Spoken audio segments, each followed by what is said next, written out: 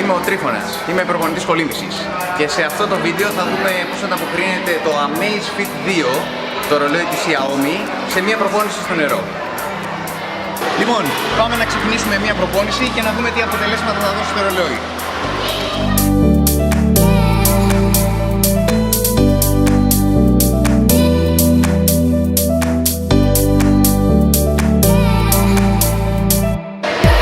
Λοιπόν, μόλις έκανα 200 μέτρα, είναι σημαντικό όταν τερματίζουμε να πατάμε το pause button που είναι αυτό το πάνω-πάνω για να μας δίνει αποτελέσματα πιο κοντά στην πραγματικότητα όσον αφορά το ρυθμό που κολυμπάμε.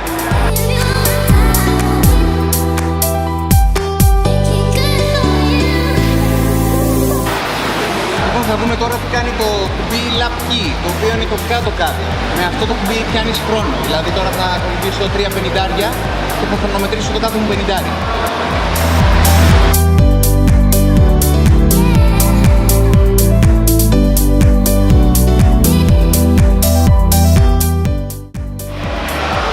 Λοιπόν, μέτρησα το 50 στα 38. Σου δίνει το ρολόι πόσα μέτρα έχεις κάνει μέχρι στιγμής, πόσα 25 έχεις κάνει, γιατί το έχω βάλει αυτό εγώ στη ρύθμιση, πόσα μέτρα διανύω με την κάθε χεριά και τη συχνότητα της χεριάς μου. Επίσης δίνει και ένα average pace, ένα μέσο ρυθμό. Όπως επίσης άλλη οθόνη δείχνει και το ρυθμό που έχεις στα μέτρα που κολυμπάς. Τώρα θα κολυμπήσω πεταλούδα για να δούμε ότι το ρολόι αναγνωρίζει και όλα τα στυλ. Καταλαβαίνει τι κάνεις, ώστε να σου δίνει σωστά αποτελέσματα για τις χεριές που κάνεις και το ρυθμό που κολυμπάς.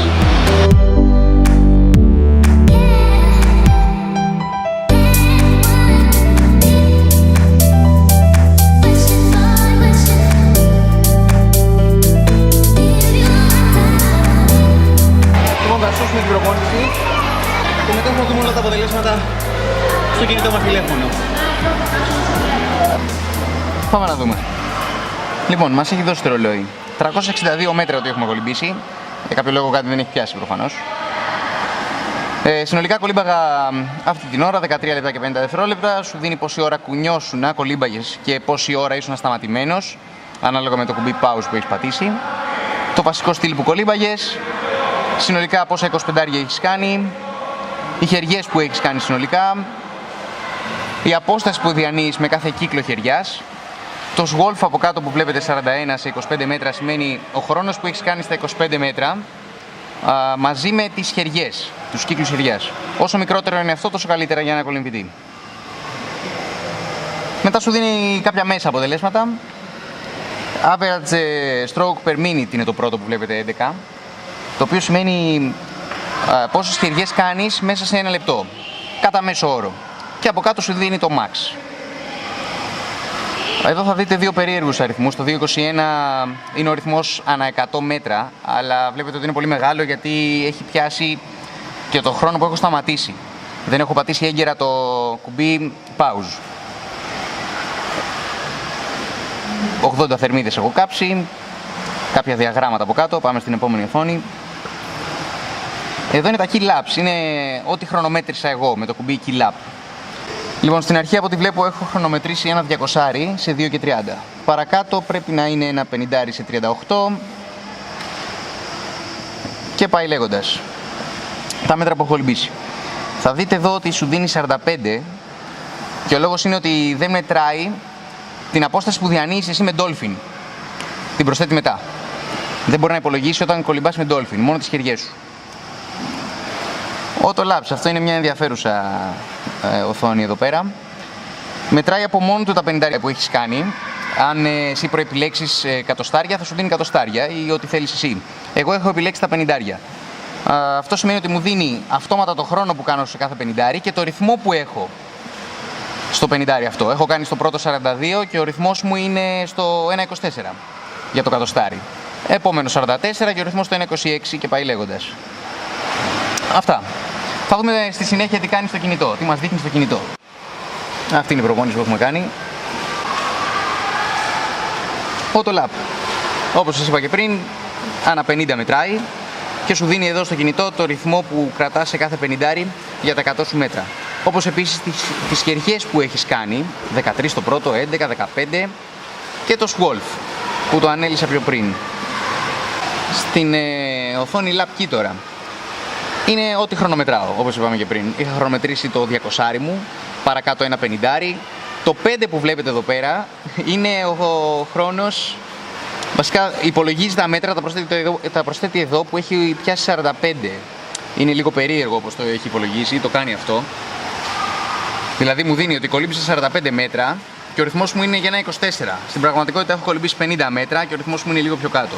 Είναι αυτό που λέω, ότι δεν πιάνει τα μέτρα που κάνει σαν dolphin. Παρ' όλα αυτά αναγνωρίζει ότι έχει κάνει 50 και τα προσθέτει παρακάτω, σαν 5 μέτρα. Και σου δίνει και αυτά τα 5 μέτρα ότι κολυμπάς με ρυθμό 17 και 40, αν και στην πραγματικότητα στο τέλος έχει σταματήσει.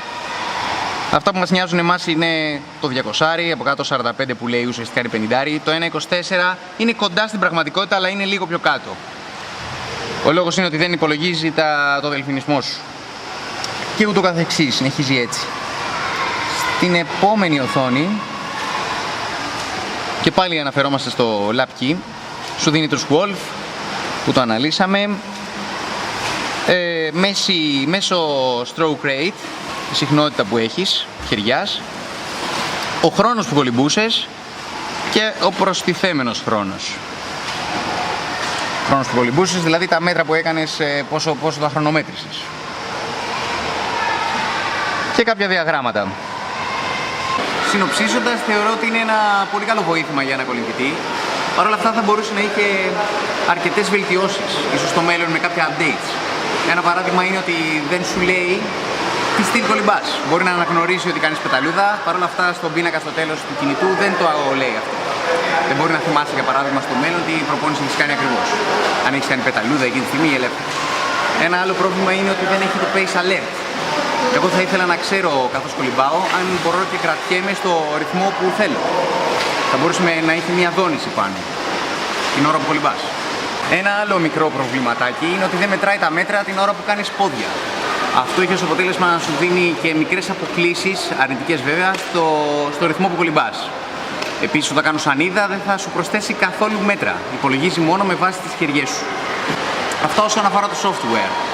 3-4 πραγματάκια που θα μπορούσαν να βελτιωθούν.